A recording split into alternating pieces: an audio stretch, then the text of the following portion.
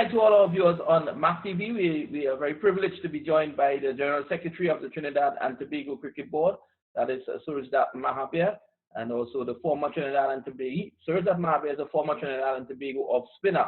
And also joining us is the former Trinidad and Tobago opening batsman, who was also a bit of an off spinner as well, Imran Jan. He would not be happy with me saying a bit of an off spinner, but Surujdath will have another idea with that. He is also the assistant coach of the Trinbago Knight Riders, and of course the current Queen's Park Cricket Club coach. Good night, gentlemen. Good night. Good night. Well, guys, you know, interesting times. I know that you all are locked in. This is why it was easy to get you all today. Imran tells me that he was doing some construction work, and I don't think there is any space to do construction work home by you, Surge, that you have taken up every inch of earth that you have purchased. It's a time when you guys must be looking to, you know, find ways to occupy your time. Imran, let's start with you. Yeah, most definitely. First of all, thanks for having me, Vinud. Yeah, it's been a trying time for coaches and for players alike, more in particular the people that we are, you know, charged with looking after, and trying to get creative ways in which to have them, you know, still develop the game in the midst of the coronavirus as it stands. So it's challenging, but it's worth it. Yes, Suraj, I know that you're also an educator, and you're having an extended vacation, my brother. Well, good night again. We know no, actually teachers are not, well, we are on 2 weeks vacation, but during the time when the kids are home, teachers are still on duty, we still have to try to reach out to our students. Right now in our school, we are doing trying to organize some hampers for the needy students. Initiative of the deanery, of which I'm in charge. We also have online work that we are trying to get to the kids. It's a difficult time, and everyone has to chip in and see whatever way they can help. And on that note, let me just begin by saying a hearty thank you to all workers on the front line who are really working to keep us safe, and to those who are following the guidelines and staying home safe, thank you. And to those who are still having problems with, it's your life, it's your family life, please stay at home, stay safe. Yes, definitely. The situation in Trinidad and Tobago as we speak is not that bad when you compare to what we have across the world. And, you know, there's a battle that is going on in New York City, of which we would not get involved in, although we are on MAQ TV here tonight.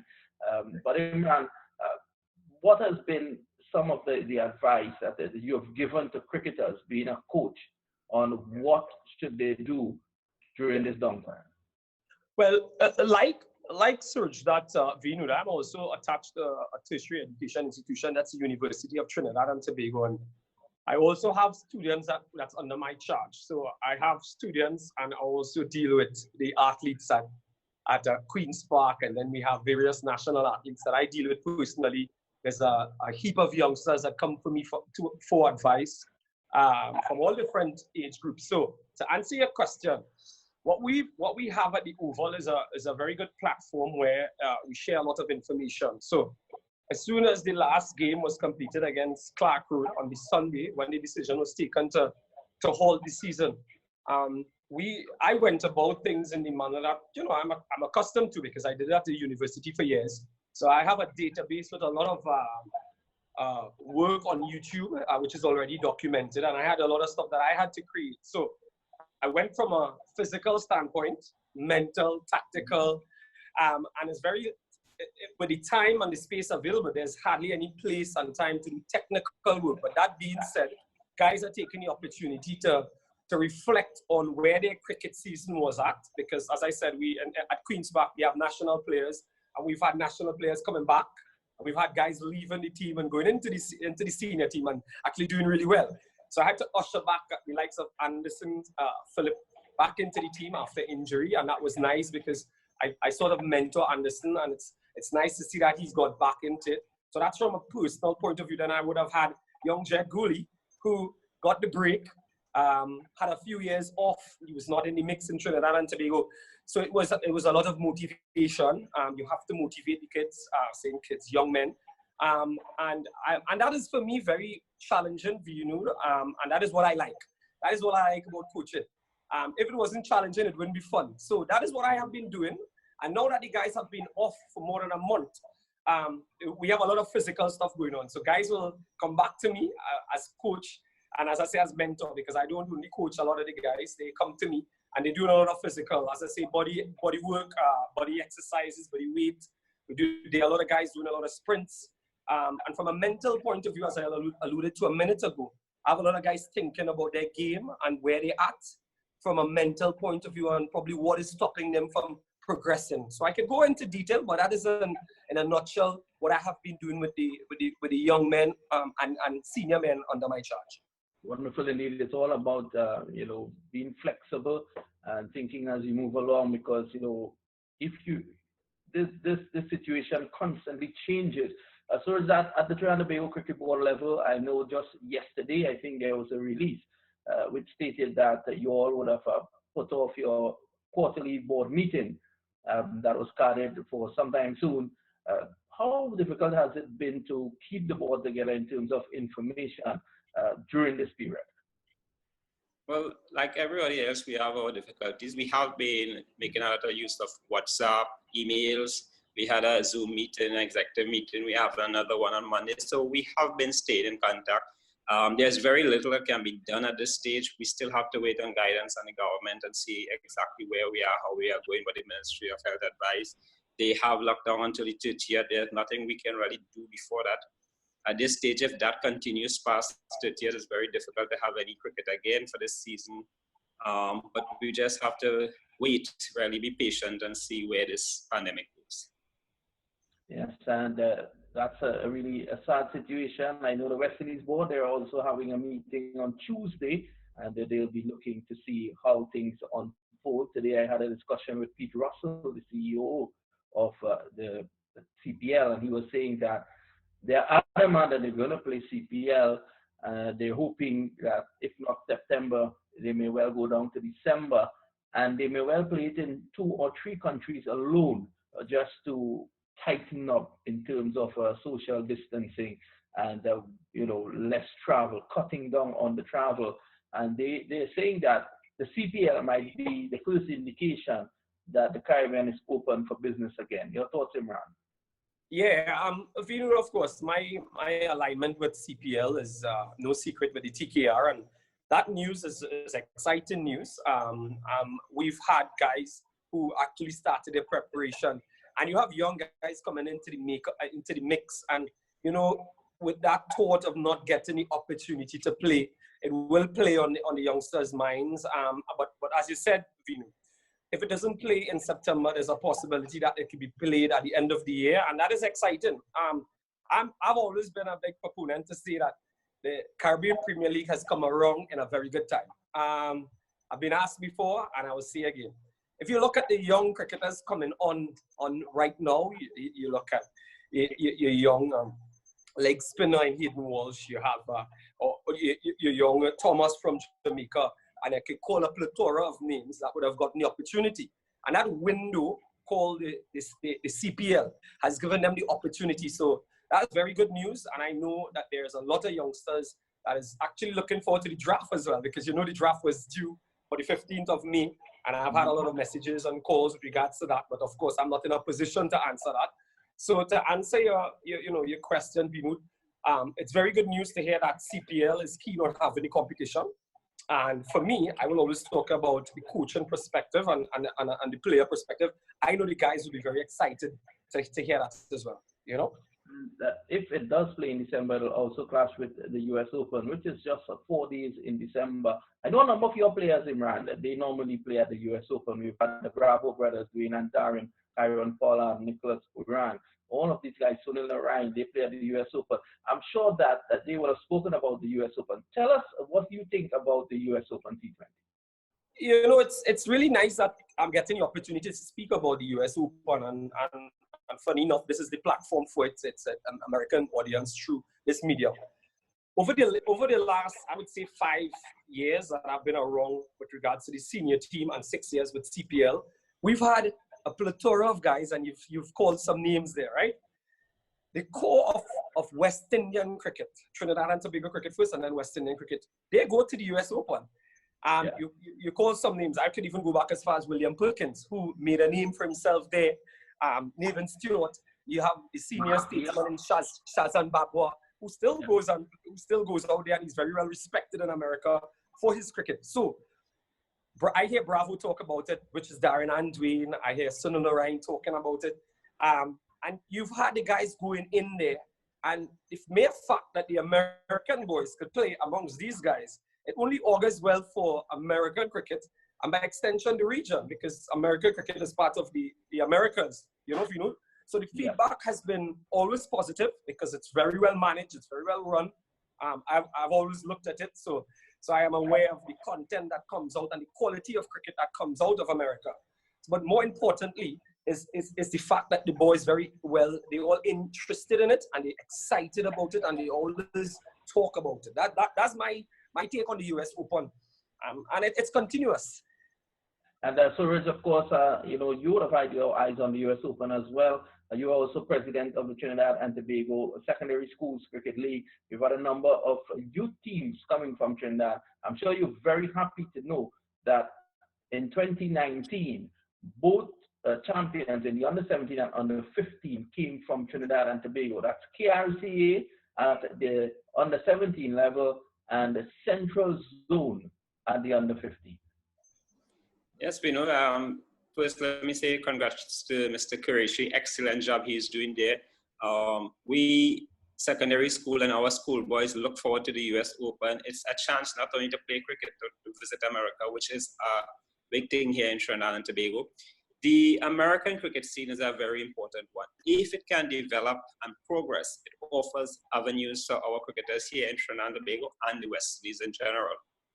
One of the areas I really like to see progress, one area I really I'm looking forward eagerly to, is when we can take it into the colleges and universities, football, soccer with American universities. Scholarships can open for cricketers to play in American leagues in colleges and universities. That will be a fantastic opportunity. Yes, and I'm sure that, we've spoken about it before, and I'm sure that when everything goes over, you would want to probably initiate talks with Mr. Qureshi on some sort of twinning as far as Trinidad and Tobago and, of course, the CCUSA, Cricket Council USA, of which he's the chairman and CEO.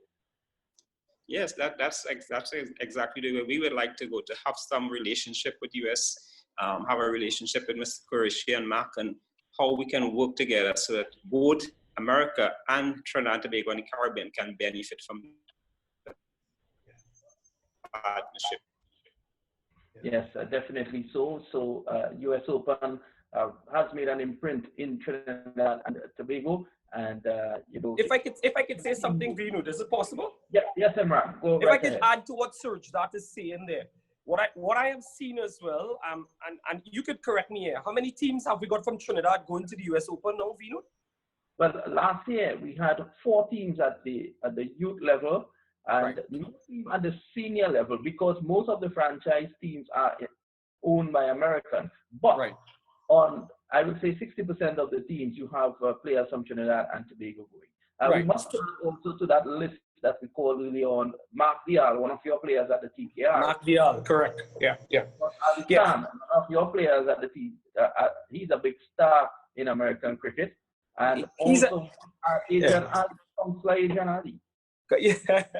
Yeah, as I said, we could call the number of names that we could call. And Ali Khan, as you touched on Ali Khan.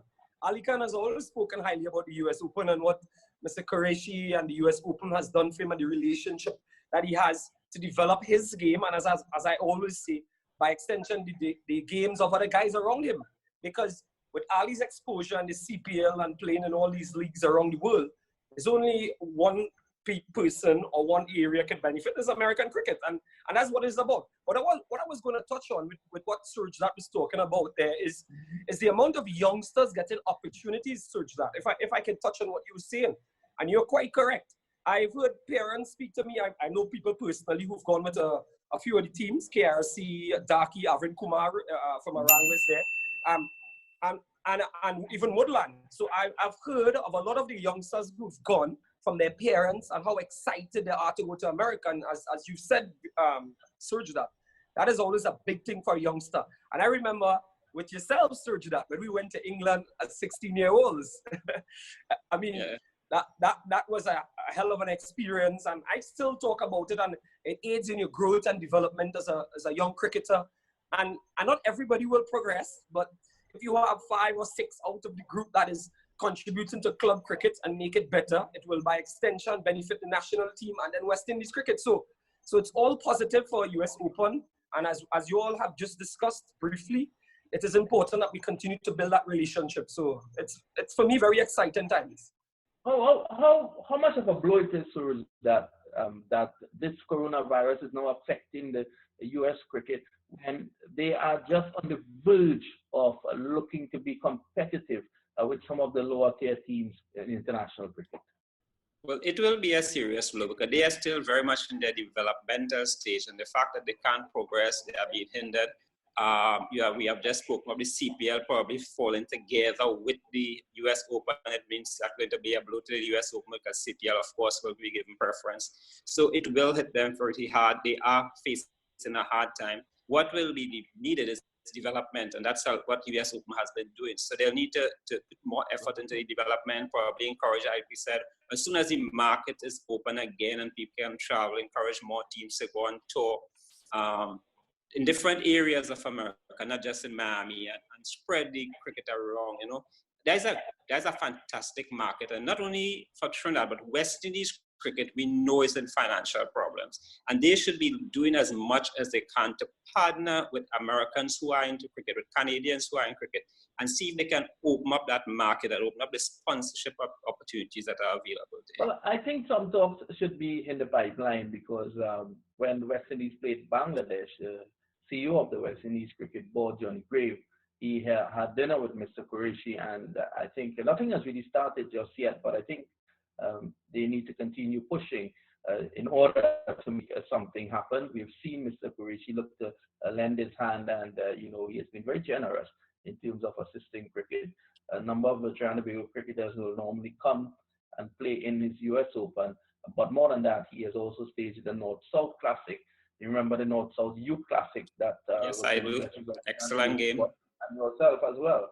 And now that has sparked, I don't want to say that Mr. Qureshi gave the Trinidad Cricket Board the idea, but I see there is North-South Classic at all age group levels now, which is fantastic. Yes. It's if I may, it should be that way for me because I've been part of a few North-Souths at senior level, Vinud, and it's always the last game before the national team is selected. So that should be a precursor for your under-17s, under-19s, and by extension, the senior team. So it's fantastic, and it was really nice of Mr. Qureshi to support such an initiative, Well, there's a second one, sir, that will be coming to you because there's a second one that will take place pretty soon. Well, I shouldn't say pretty soon. We don't know when, if I may say so myself. All the uniforms and everything else has already landed in Trinidad. And, we are going to stage it once again. But it shows that CCUSA wants to partner with Trinidad and Tobago. Well, that will be fantastic because it's something that we will open our arms to. As I said, it's a big market, the American market. It's something that we can look forward to in terms of our players progressing and moving on to play in America. It opens doors not only for national but club cricketers as well, and we must look after our club cricketers as well. In that, cricket is now a way of life and a career. We have a lot of career cricketers who may not make a national team, but they can make a decent living out of playing club cricket. And the American market is one which should be targeted for that sort of cricket, so that after the season here, they can go to America. And people have been doing it for years. I've known people since in my playing days who went every July, August, and played cricket in Canada and America. And they came back with a decent amount of earnings. So it's something that should be, as much as the front burner as possible as we move forward, especially after this pandemic, when we will need opportunities and avenues for our players. Well, it's funny that they would go back so often. Do you know that Nathan Stewart, a very good friend of mine, he actually goes every weekend? Okay, every weekend? Every I wasn't weekend. aware of that. And well, now we can't move, we can't go, so he has been going crazy at home. Trinidad. Shaban Bamba as well was actually regularly going to play and just come back. Yeah. During the season, during the season, Shazi would go and come back. Yeah, and I'm sure that this opportunity, it's not as open as it was probably back in the time you played. Not that I'm suggesting that you played in around the time Surujdath would have played for Trinidad. I'm not suggesting that. That's quite a long time. I mean, that's when men used to battle for helmets. But now there are so many opportunities for cricketers, and there are good cricketers in America. I can tell you, there's a fast bowler by the name of Farhan Ali, who is very close to Ali Khan. These two used to drive for 6 hours from Ohio to go and play on the weekend, and then drive back at the end of the game because they have to go to work. And they did this for years. And he's also a very good and exciting prospect. Gentlemen, how possible is it for these guys to gain some sort of avenue to come to Trinidad and play some domestic cricket? If I may, Vinu, that's a fantastic point you're making there. And I don't know, for some reason, I'm still awaiting the first American to come and play league cricket in Trinidad. They have been, but I probably missed it. But that is a very good point you've made with regards to opportunities and a window for guys to have a look at them. Because if you're saying that this Ali, his last name is Ali?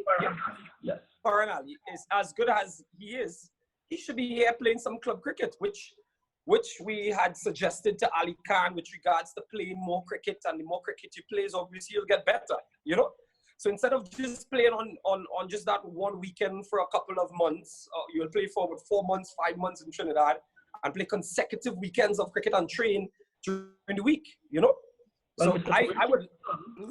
Mr. Qureshi's son, left-arm orthodox spinner, Zishon Qureshi, he was due to come to do some of that work at KRCA, and he was also interested in getting into one of the clubs. So I think there were some discussions with the Central Sports. So I don't know how possible it is. Suraj, we know that I think a team playing in our national league competitions, or even competing in one of our age group competitions at that level as well, is something that can be discussed, something that can be pursued.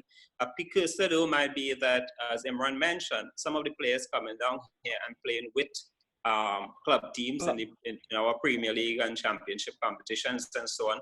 And then eventually, because it will be a significant cost in terms of the team playing in our competitions. A couple of players coming down and getting the exposure and so on will be fantastic. It will be cheaper. But we can probably look at the T20 or the 50 overs to start with, especially the T20, where American team can come down and participate together with Trinidad and Tobago team. That will be a fantastic opportunity.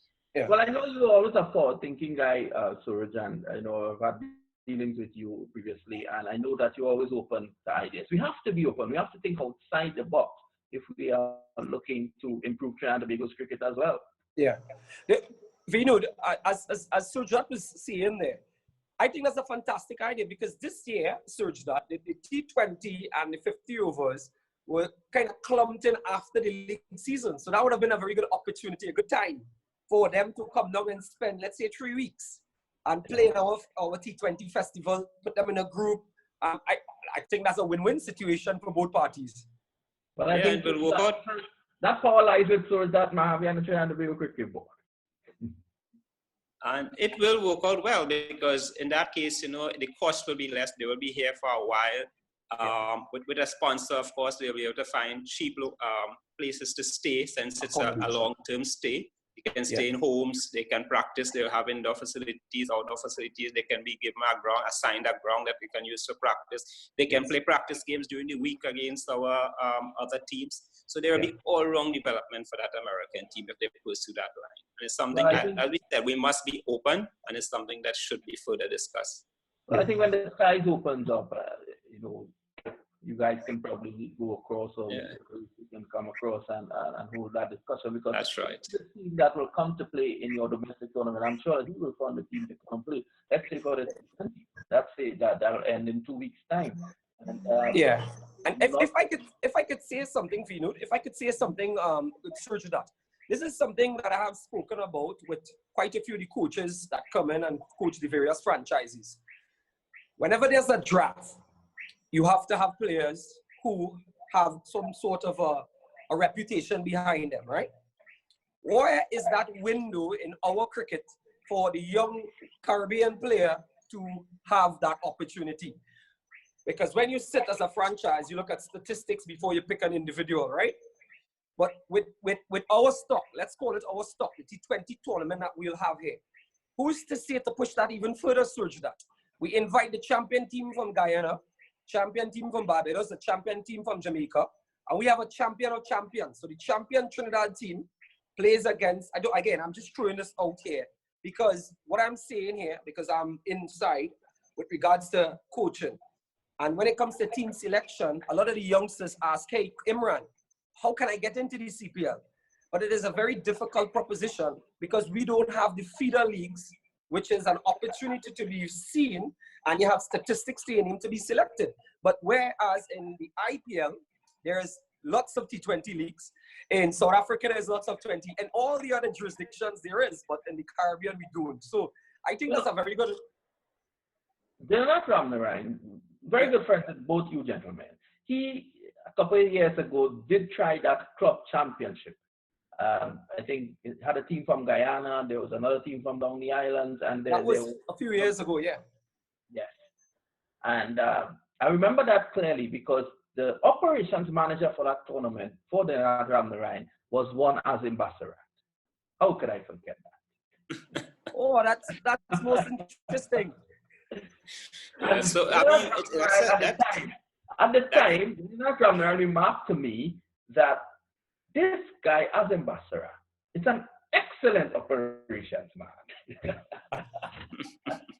Interesting. But I think Imran's idea of a Caribbean T20 league is a good one. Given the fact that with CPL we could not have our inter-island tournaments. Now we can if they want to, but I can't see it competing with CPL. So a club tournament is the way to go, where it exposes the youngsters, especially persons who want to get into the T20 leagues around the world, as an opportunity. As I say, it's a career for our cricketers, and anything that could enhance that opportunity for them to pursue their career, to get their the coaches in the big leagues to get their eyes on them, should be considered and pursued. And I'm sure that something like that should gain the attention of sponsors. Of course, of course. Yes, wonderful ideas. I want to thank both of you for being with us here on MAQ TV. I'm sure that I'm going to be knocking at your doors again, seeing that both of you have so much time these days, and I always respect your contributions. This is why I decided to come to both of you tonight. And so moving forward, you've brought a number of wonderful ideas. I'm sure Mr. Qureshi, who is listening on actually, is very excited and pacing up and down. I know how the man moves. He'll be very excited, and he'll be pushing me to ensure that this happens, where a team could come to Trinidad and Tobago. Thanks a lot, gentlemen. Continue to be safe, and I look forward to speaking with you again. Thanks very much. Thank you, Vinod, and stay safe, everyone. Stay safe.